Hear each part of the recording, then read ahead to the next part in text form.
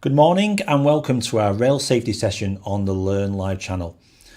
Network Rail have teamed up with partners such as the British Transport Police and train operating companies to bring you a series of railway safety and important learning opportunities. As you know, we're living in some very strange times right now, but despite the rules around staying at home and social distancing, the railway is still seeing trespass and unsafe behaviours taking place.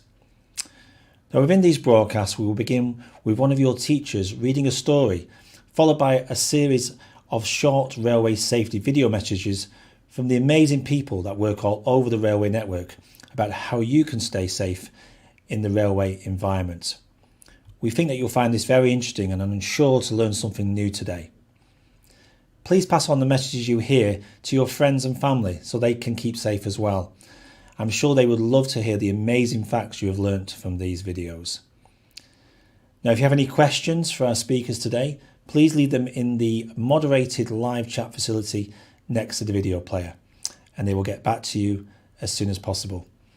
So, to begin our session today, we'll have a live read from Mrs. Caswell from Chorlton Park Primary School. Hope you enjoy it.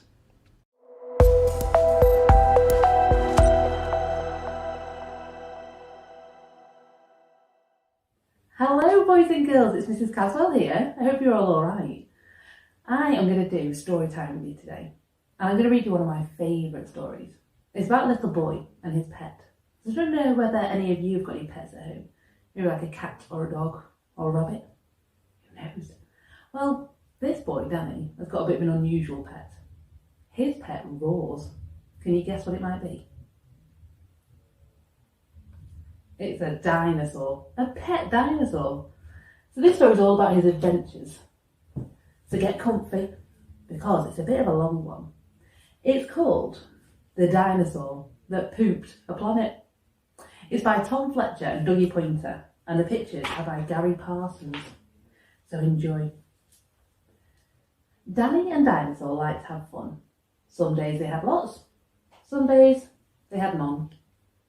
One day they were bored. They had no games to play. Danny said, "Dinosaur, what should we do today? We could mow the lawn, we could tidy the place, we could do our chores, or we could go to space." "But you mustn't forget to have lunch," said their mummy. "You cannot have fun without food in your tummy." So they packed a packed lunch for the Science Museum, where rockets were kept if you wanted to see them. There were hundreds of rockets and spaceship surprises, tall ones and small ones of all shapes and sizes, and one that was ready to launch with a door, big enough for a boy and his pet dinosaur. They ignored all the warnings, they couldn't care less. They pressed all the things they shouldn't have pressed. T minus 5, 4, 3, 2, 1, ignition! They started their intergalactic space mission. They flew higher than houses and buildings and cranes, much higher than birds, even higher than planes. "We're in space," Danny yelled as they floated around. But the dinosaur's tongue made a rumbling sound. "Is it time to have lunch?" Danny looked at his watch. Then he looked all around for the dino's lunchbox. Danny started to worry. Then he started to panic. They'd left their packed lunches back home on their planet. So with no food on board, not the smallest of crumbs, a disastrous dinosaur feast had begun. It gobbled up gadgets and gizmos galore. Nothing was safe from the space dinosaur. Robots and ray guns and blinking red blinkers, eating things thought up by NASA's great thinkers. The hyperdrive gamma reactor machine was swallowed along with the space tractor beam. It chewed and it chomped on the spaceship controls. The rocket was dotted with dino tooth holes. Inside it was bare. The spaceship was empty. Outside there were more things to eat. There was plenty. It broke down the door with a cool ninja chop. Out in space, dinosaurs are much harder to stop. It chomped on the moon like a big chunk of cheese, then shoved even more in its mouth with a squeeze.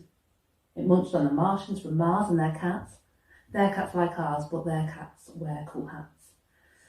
Satellite, Saturn and 6 supernovas, shape-shifting saucers and 7 space rovers.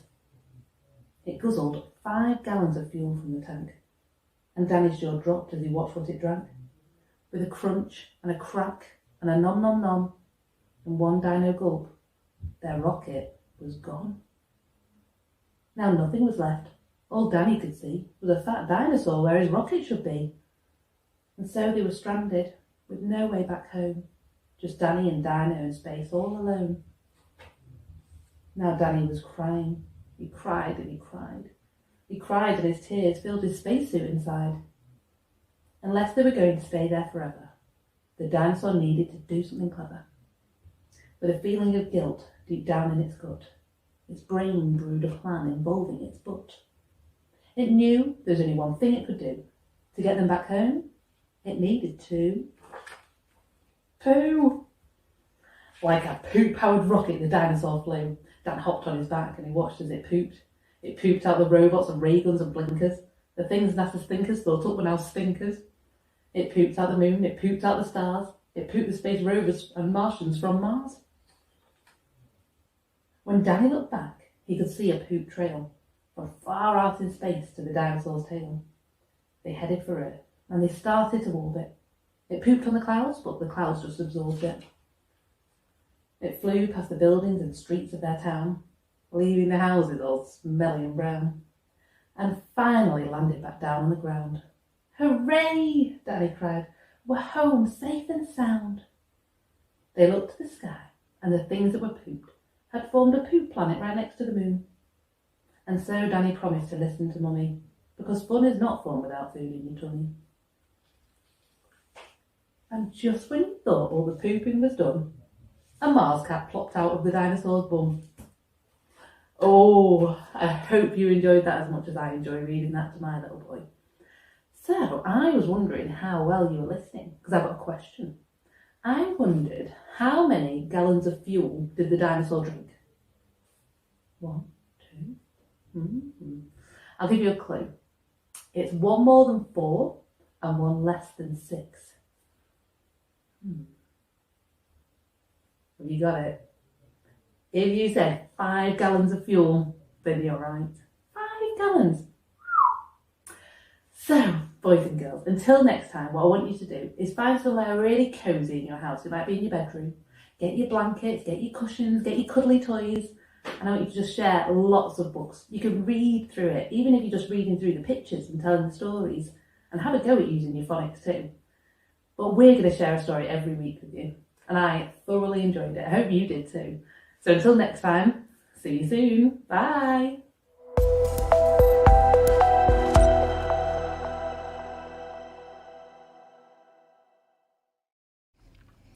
Oh, that was a great read. Thank you so much, Mrs. Caswell, for that story. Hope you enjoyed it too at home. Now, to continue our next session for today, we have Shane Miller, who's a professional engineer at Network Rail, who'll be telling you about his role and how you can stay safe on the railway. Here's Shane. Hi, good afternoon. Hi, I'm Shane Miller. I'm a senior engineer for Network Rail. I'm responsible for a number of development projects within the digital railway environment. The digital railway environment is looking at future technologies to incorporate those into the railway and make them bring the railway up to the 21st century. Much of our existing railway is up to 200-300 years old, and so some of it's aging. The signalling systems that we run are now very ancient in some areas. Some parts that are 20, 30, 40 years old. And with the increase of rail capacity on the rail network, we need to look at ways of bringing more trains on the railway network to enable more people to to be able to access the railway to get from place to place. We've also, so part of that is to look at how we could use these technologies to make trains run more efficiently, safer, and also, yeah, to be better, basically putting passengers first, which is our #1 priority for the railway. So behind me here, we've got actually quite a complex area. It's quite difficult to see. So above me there is what's called Reading Viaduct. It's the longest rail viaduct in the UK. It's 2 kilometres long. It runs from Reading Station all the way pretty much for 2 kilometres to the west. Up there, what you can see is a viaduct there, and the other side of the viaduct, I think you can see between the embankment and the viaduct itself, is what's called the Great Western Railway Depot. So that's a major rail depot where they do lots of maintenance to the rail running stock. Here at Reading is quite a complex area. We've got where 3 main railways connect. This is part of the reason why this viaduct's been built. Behind me there, we've got a maintenance access point onto the railway. We've got the overhead lines, which is electrification. So the current railway in this area is run predominantly on electrified railways. So that's 25 kilovolt power, which is very deadly, in fact. But it gives enough power for the trains to be able to run up to 125 miles an hour. And that's more towards the maintenance people. So those who are actually looking to access the railway. With an associated gate, and then probably the more important one is the penalty sign. I think that's a real warning. So that's a financial incentive not to go on the railway. Well, I think the first piece of advice is don't do it. Straight down. So there's a few locations on the railway. So the railway itself is incredibly dangerous environment. Here and other areas of the UK, you've got trains travelling at 125 miles an hour. When we have HS2, we'll have trains in excess of 200 miles an hour. Those sort of speeds, well, you get struck by a train at that sort of speed, well, you won't know anything about it. That's all I can say. Also, what I could talk about is the fact that we've got overhead lines here, so 25 kilovolt power. That will kill. What I'd also say is that the railway is very dangerous. However, there's only a few incidences where the railway and the general public really come into contact, and those are stations, level crossings, and trespass, which is the least preferred of the 3 options. So stations, well, we can't really avoid stations because stations are required for people to get on and off trains at platforms, and level crossings, due to the nature of the railway, there's not much we can do about level crossings other than completely eradicate them. There are projects being run by Network Rail to close as many level crossings as possible. So these are foot crossings, road crossings, anywhere basically where the general public and the train track or the trains come into live contact with each other. And the third one is trespass. So the 2 main ones, they're pretty much unavoidable. But the third one, trespass, is completely avoidable. So basically, someone like where I am here, so we've got a live railway behind me. There's a 6-foot-high fence. Looks very easy and tempting to climb. I would advise people not to do it. As I said, behind that embankment there are trains which travel up to 125 miles an hour. There's live 250 kilovolt power behind there, which will kill. And at the speeds they run, you won't always hear a train coming. I'd also say that, although this is quite a secure fence here, you've also got areas in the countryside particularly where there may be smaller fencing or the fence is blown down. It's very tempting to cross with nothing there to stop you from getting on the railway. But I'd highly advise not to take that temptation and resist that. Because although it may look clear on the railway now when you step on, a train travelling at 125 miles an hour, that's travelling at 2 miles a minute, so that's travelling incredibly fast towards you, and you're unlikely to see it before it hits you. So it's actually a very real risk. So with the wires here, I was part of the project team that did the safety case for this. And the safe clearance distance, I believe off the top of my head, is 170 centimetres, which is not very far at all. So the safe distance to be within those overhead lines is 1.7 meters. I'd have to double check that fact. But electricity of that voltage has a very good tendency of being able to jump from the overhead lines to basically to earth, to a conductor, and that could be a person with a big stick, a fishing line, an umbrella, anything basically that could conduct electricity. So it's always worth being very cautious around overhead lines. Now, at train stations, there's obviously you're more likely to come into closer proximity to that, but those risks have been mitigated, and we've done everything we can to make that part of the railway as safe as reasonably practical, so people can get on and off trains with the overhead lines. But in places here, we don't have those restrictions. People, we don't have people monitoring what's going on the railway, so it's very easy for people to actually to come into close contact, particularly if you had something like a fishing line or a long stick. A kite is a good example of potential contact. So anything basically that could transit electricity could be a risk. So the reasons you shouldn't climb a copper train is you come in close contact with overhead lines. Although they may not look live and the train's not moving, they could still be very much live. And like I said, there's 25,000 volts going through those lines, which will kill someone if they come into not just contact, but if they conduct the electricity, if they come to close proximity to it. So I got into engineering by well, there's two ways I got into engineering. First of all, I grew up on a farm, so very much it was if it was broke, you had to fix it. So I got a very first-on, hands-on experience of fixing things, taking things apart, mending them. And I also grew up playing with Lego, and I still even play to Lego today, and now I'm nearly 40.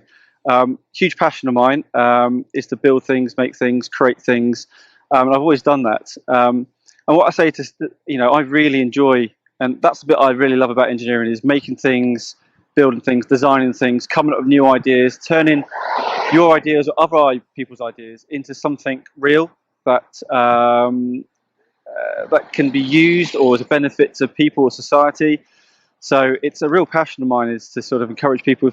I really enjoy it. So if you really enjoy engineering or maths or science, stick with it. It's really, I've basically made a 30+ year career out of my enthusiasm for engineering and sciences and maths.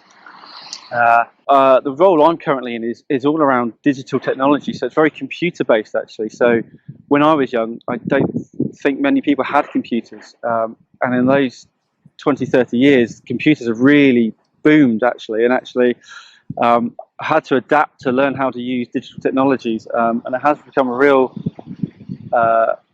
strength of mine, is having to adapt and learn new things. What I'd say to people is that the internet is full of ideas. So STEMnet is a great resource for activities you can do. There are lots of local working groups and workshops which do stuff for young people, STEM activities. So there's stuff like coding, programming. There's also the more hands-on, I call them, experiments. So stuff that involve chemical experiments. So some of the activities I've done where we effectively make a homemade a vinegar bomb. Effectively, you put vinegar and bicarbonate of soda into a bag, and you watch the chemical reaction as the carbon dioxide gas is produced, and then eventually the plastic bag explodes. That's particularly fun, but very messy at the same time. But it also gives you an opportunity to learn about chemical reactions as well. So a bit of science in there. It's a bit of fun. So there's lots of activities out there that you can do. And just experimenting, yes. I think the internet probably has far more ideas than anywhere else actually on STEM activities. But there are lots of clubs out there that people can tap into. The Track Pack. Staying safe near railways. Hi, I'm Ella and this is my brother Jack. We live near a busy railway line, which is pretty cool. But railways can be dangerous too. We call ourselves the Track Pack because we like helping our friends and family learn how to be safe around railways. How about joining the Track Pack and learning how to stay out of danger? Come on! We all know how much fun it is to play outdoors, but we need to be careful when playing near railway tracks. Sometimes though, it's easy to forget, especially when we're having fun with friends. Right, Team Ella. That's me, Sienna, Amrit and Ash. Which means Daniel, Jasmine and Casper, you're with me, Team Jack. So, standard dodgeball rules, you get hit, you're out. Everyone got some tennis balls? Ready?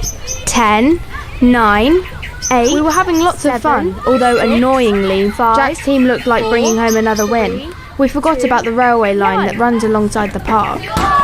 Got you! Nice try, you're out. Amrit's out. We're one down. And watch out, Ash! Aww, Ash too. Stay close to me, Sienna. I'm down to one ball. I'm totally out. Well, grab some ones that have been dropped. Good idea. Look, there's quite a few balls on the other side of the fence by the railway track. Let's cross over and grab them. We can't. It's dangerous. We're 2 players down. Come on. Jack's team have won 5 times in a row. Do you really want to see the smug look on his face when he bags a 6? Well, no. But what if a train comes? I can't see any trains. We need the ammunition. If we collect them, we might win. Look, there's at least 3 balls right there. Well, I'll go, even if you won't. Sienna, no! Guys, game over. Were you really going to climb onto the line? That's trespassing. You know how dangerous it is. Never mind grabbing ammunition. That third rail is electrified. You could be badly hurt if you touched it. Or even got close to it. Remember that electricity can jump. You don't need to touch it. Let's start again, but move further into the woods. That way no one gets hurt. And we won't lose any more ammo. Although, I will beat you again, just saying. Yeah, right. Come on, let's go. The rules about railways don't just disappear when you're having a good time. As we reminded the guys, rail tracks as well as overhead wires can carry powerful electricity, which can jump. Trains are also quieter than you think and can't stop no matter what or who is on the track. The Track Pack, staying safe near railways. Find out more and join the Track Pack at funkidslive.com/railways. Well, I hope you learnt a lot from today's session about what an engineer does and how to stay safe with the video clip from Fun Kids. Now, if you have any questions for Shane, please leave them in the chat facility and we'll get back to you as soon as possible.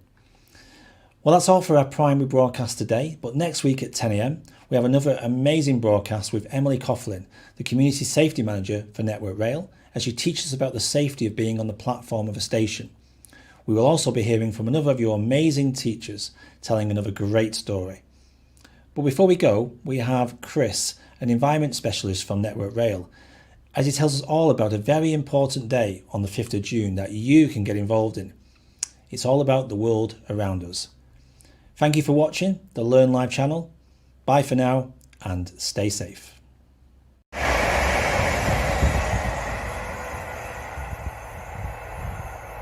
Hello everyone, my name's Chris Gaylard. I'm an environment specialist at Network Rail.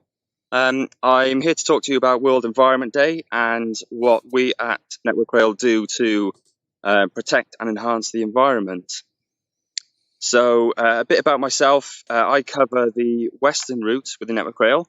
So that's an area between London, Paddington and Penzance, and from Castle Cary up to Oxford and Worcester.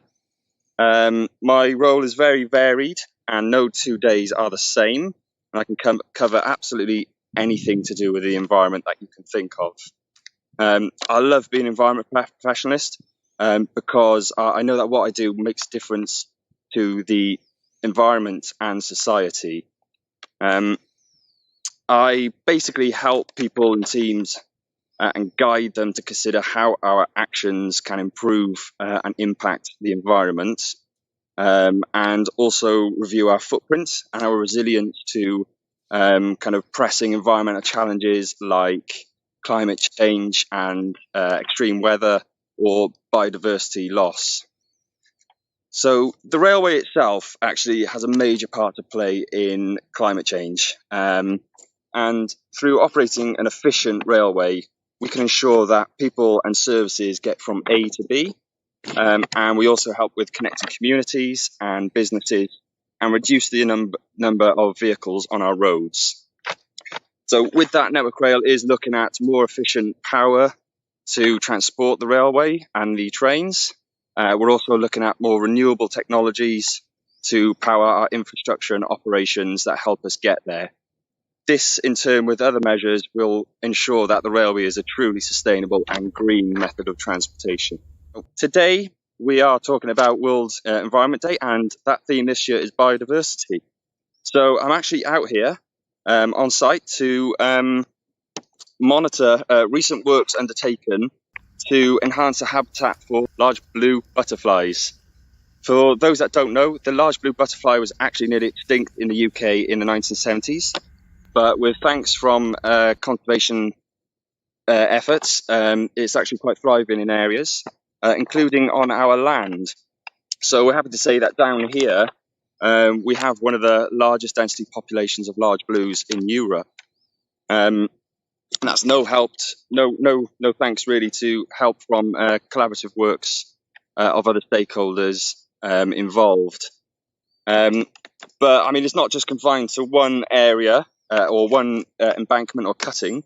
We can actually trace the spread of the population of butterflies along the railway as it acts as one big network for connecting biodiversity. In theory, a badger could technically walk from Penzance in Cornwall all the way up to Thurso in Scotland if it wanted to, and it would be relatively safe and undisturbed as well. In line with other efforts of biodiversity, we also, along the Western Route, manage it to our company standards and legislation.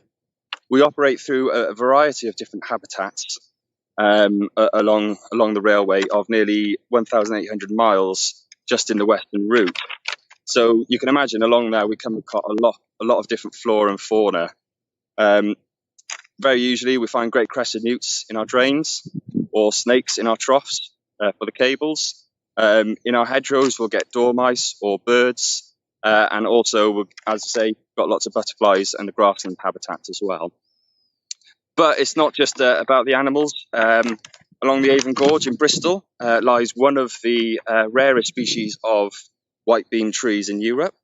It doesn't grow anywhere else other than on our land and has evolved from trees around it, so it's pretty special. And as such, we have quite strict plan to manage it, as we do for 27 of the other specially protected habitats that we operate the railway through. Going forward, Network Rail is always adapting, and we have quite grand plans to improve our stewardship. We're looking at collaborating with neighbours to protect and enhance nature and the environment, and also look at that as the wider landscape connecting to those around us. If you do want to learn more about how we manage the environment, you can visit our website. And to coincide with World Environment Day, our central functions have developed two nice interactive tools titled Caring for the Environment. So from Friday, 5th of June, World Environment Day, there will be an activity book for ages 4 and above, and also an online game from those 11 and up. And you'll be able to find that information on our social media from Friday. And I hope you do find those interesting. But before I go, I actually want to leave you with some little tips. I want you to remember that there is no planet B, so we have to care for the one planet that we do have. If you want to find out more on what to do yourself, I would actually say that you should have a go at the online carbon footprint calculators. Just search for it online. There are many different forms. And find out, as a family, how your environmental credentials stack up and where you can make a positive change in the way that you live. But that's it from me. I hope you have a great World Environment Day, and don't just let it be one day, let it carry on forever. And stay safe. Thank you very much. Bye.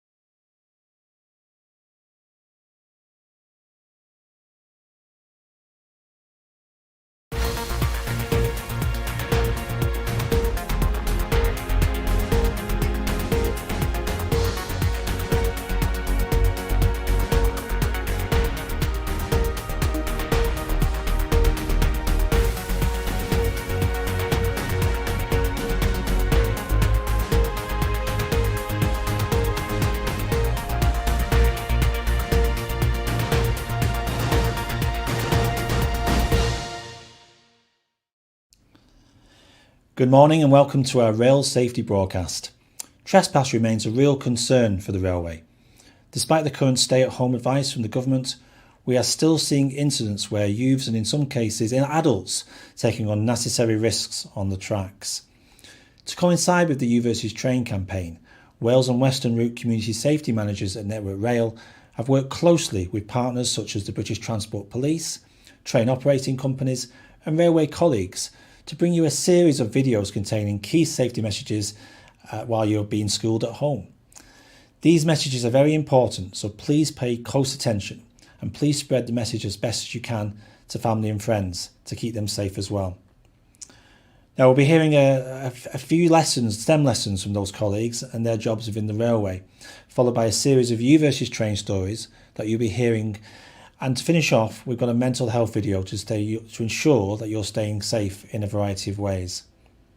If you have any questions throughout this broadcast today, please leave them in the live chat facility next to the video player and they will get back to you as soon as possible. So to begin our broadcast, we'll be hearing from Kat Ford, a 22-year-old student who's undertaking a year in industry with the Health and Safety Environment team at Network Rail. And she'll be telling us all about her experiences with Network Rail so far. Over to you, Kat. Hello everyone, my name is Kat and I am an environmental science student at university.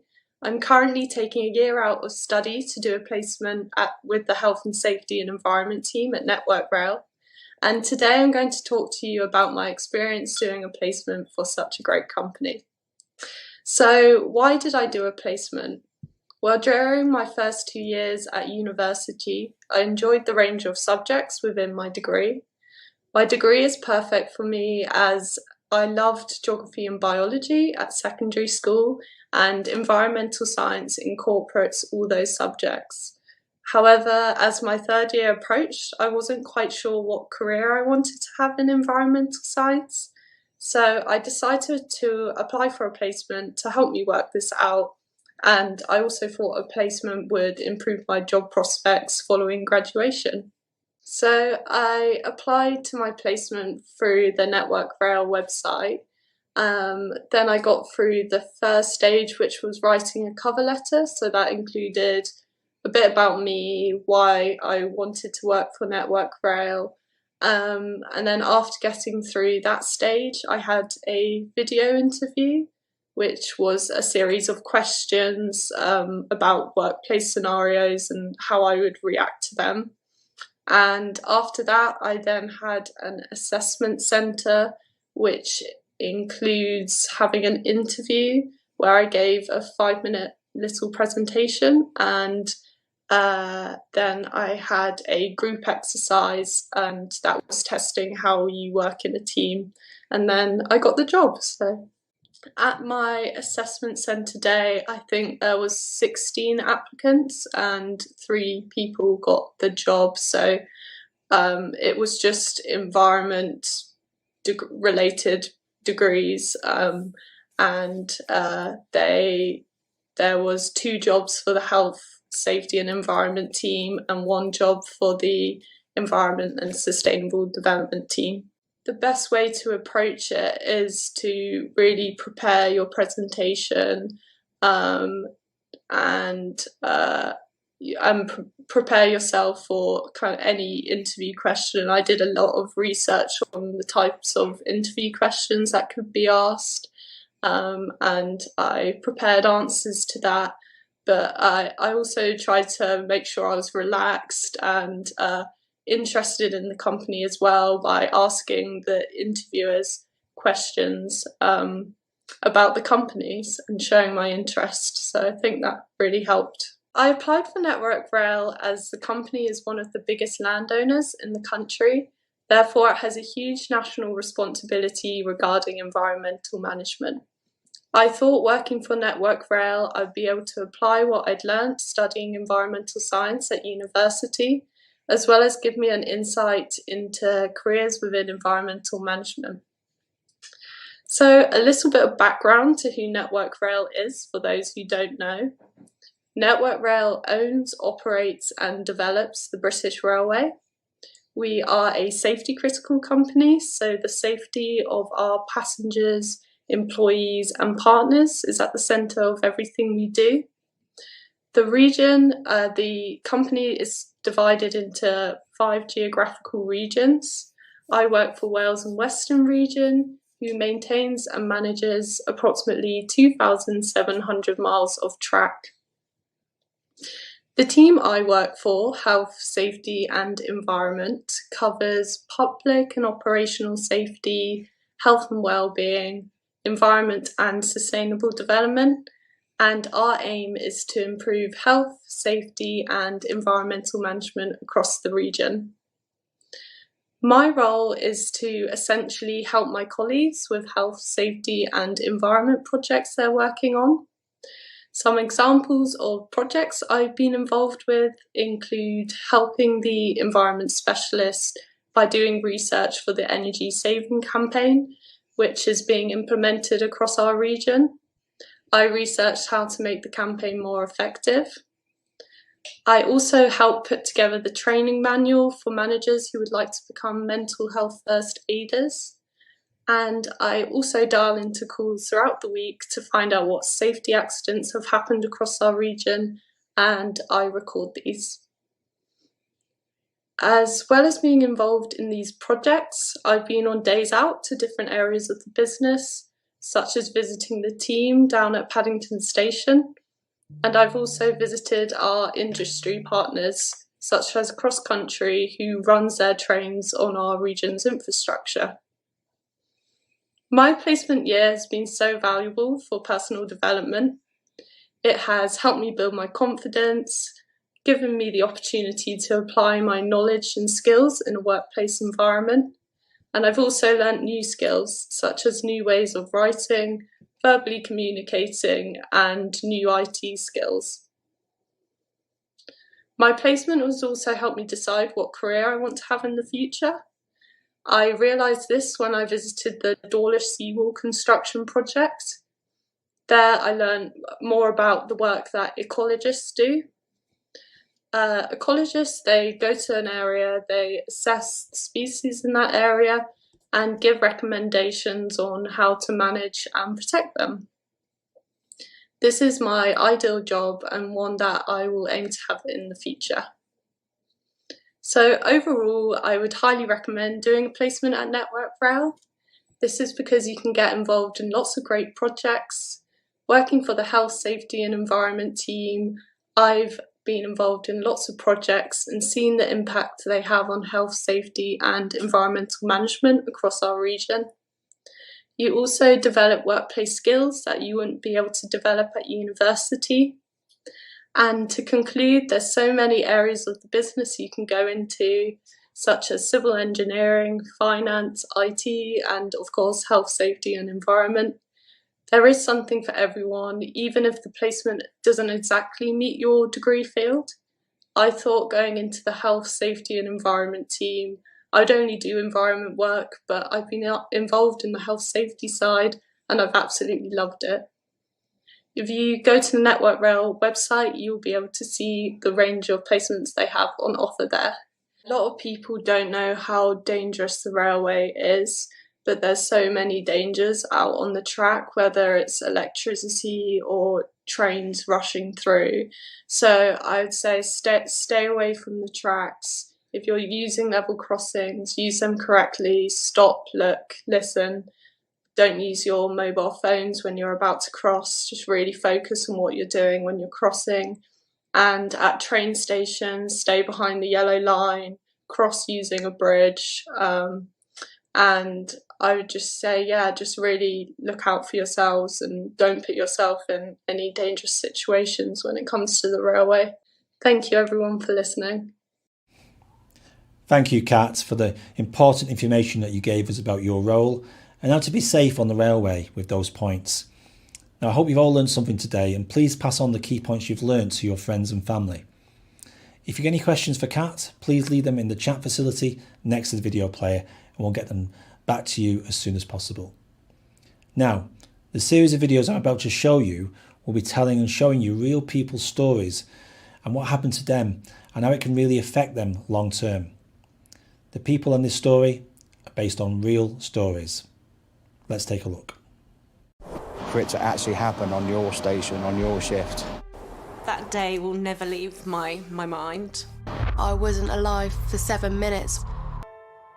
I feel like I won't be able to show my body again because of my scars, and I feel like I'll get judged, and I don't really want to be judged because people can be quite nasty about things.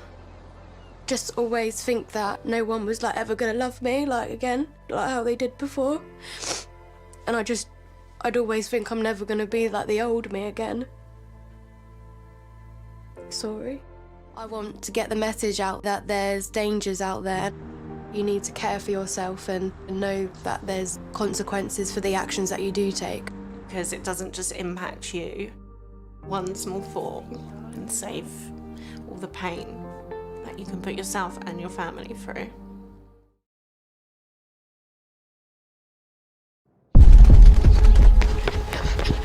Oh no! He gives it away!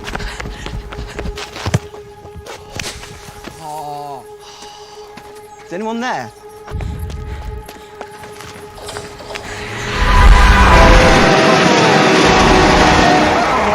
Come on, go over! Right, give me your leg up. Yeah. Oh, no, no, no, no! Yeah! Come on, Tom, come on, come on, come on.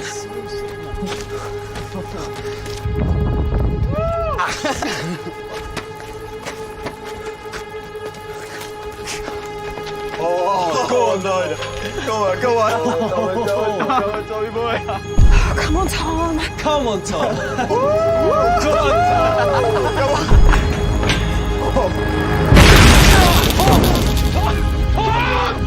Tom! Tom! Tom! Tom! Tom! Tom! Can I get your t-shirt over? Tom, I miss Mum. I miss Mum.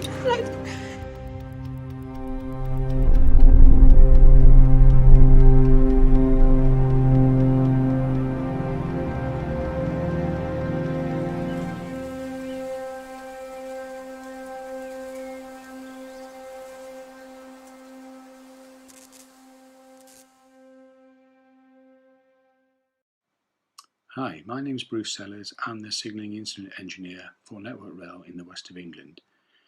My job involves managing safety compliance, but I also have an additional voluntary role of being a mental health first aider in the workplace. A rewarding role, never more so than now with coronavirus impacting on everybody's already busy and hectic lives. Mental health is a key part of everyone's well-being, and Network Rail are very keen to support their staff, which is good in this day and age. A mental health first aider really does what it says on the tin. Our training allows us to give confidential support and guidance in an entirely non-judgmental manner. That could be as simple and straightforward as being a listening ear for a colleague or a friend, or it could even be perhaps pointing somebody in the direction of professional help and support. If you may be finding life difficult at the moment for whatever reason, there is always help, support and advice out there. Just look online for mental health and you'll see you are not alone. Take care out there. Thank you, Bruce, for telling us all about important mental health really is in these times and the help and advice that is available.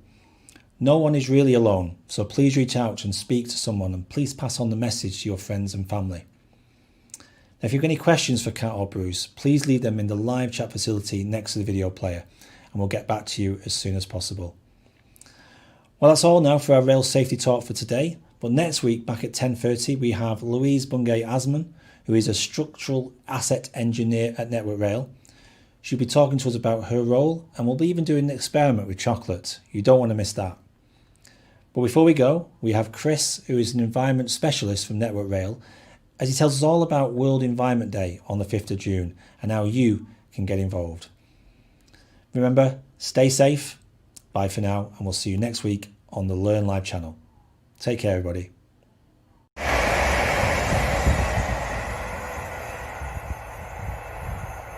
Hello, everyone. My name's Chris Gaylard. I'm an environment specialist at Network Rail. I'm here to talk to you about World Environment Day and what we at Network Rail do to protect and enhance the environment. So a bit about myself. I cover the western route within Network Rail. So that's an area between London, Paddington and Penzance, and from Castle Cary up to Oxford and Worcester. My role is very varied, and no 2 days are the same. And I can cover absolutely anything to do with the environment that you can think of.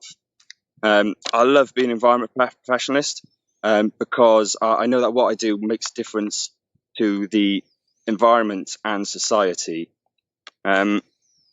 I basically help people and teams and guide them to consider how our actions can improve and impact the environment, and also review our footprint and our resilience to kind of pressing environmental challenges like climate change and extreme weather or biodiversity loss.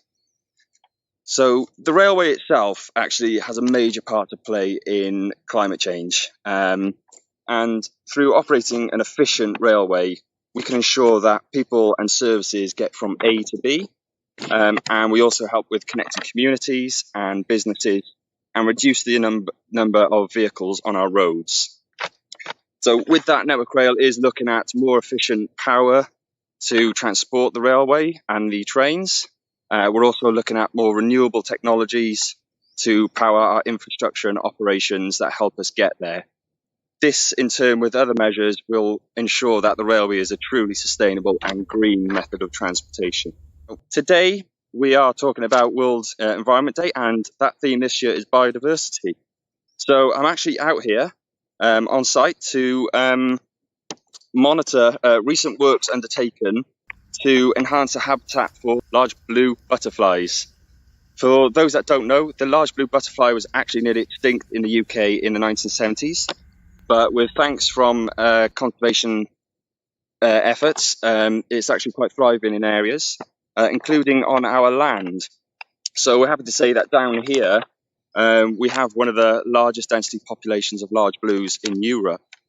And that's no thanks really to help from collaborative works of other stakeholders involved. But I mean, it's not just confined to one area or one embankment or cutting. We can actually trace the spread of the population of butterflies along the railway as it acts as one big network for connecting biodiversity. In theory, a badger could technically walk from Penzance in Cornwall all the way up to Thurso in Scotland if it wanted to, and it would be relatively safe and undisturbed as well. In line with other efforts of biodiversity, we also, along the Western Route, manage it to our company standards and legislation. We operate through a variety of different habitats along the railway of nearly 1,800 miles just in the Western Route. So you can imagine along there we come across a lot of different flora and fauna. Very usually we find great crested newts in our drains or snakes in our troughs for the cables. In our hedgerows we'll get dormice or birds, and also, as I say, got lots of butterflies and the grassland habitats as well. But it's not just about the animals. Along the Avon Gorge in Bristol lies one of the rarest species of white beam trees in Europe.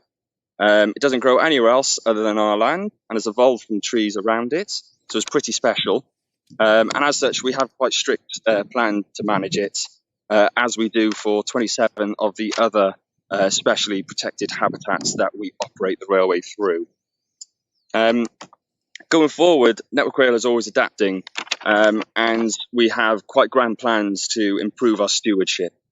We're looking at collaborating with neighbours to protect and enhance nature and the environment, and also look at that as the wider landscape connecting to those around us.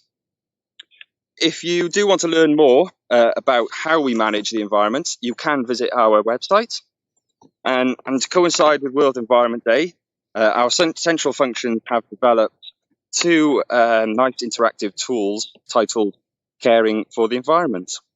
So from Friday, 5th of June, World Environment Day, there will be an activity book for ages 4 and above, and also an online game from those 11 and up. And you'll be able to find that information on our social media from Friday. And I hope you do find those interesting. But before I go, I actually want to leave you with some little tips. I want you to remember that there is no planet B, so we have to care for the one planet that we do have. If you want to find out more on what to do yourself, I would actually say that you should have a go at the online carbon footprint calculators. Just search for it online. There are many different forms, and find out as a family how your environmental credentials stack up and where you can make a positive change in the way that you live. But that's it from me. I hope you have a great World Environment Day, and don't just let it be one day, let it carry on forever. And stay safe. Thank you very much. Bye.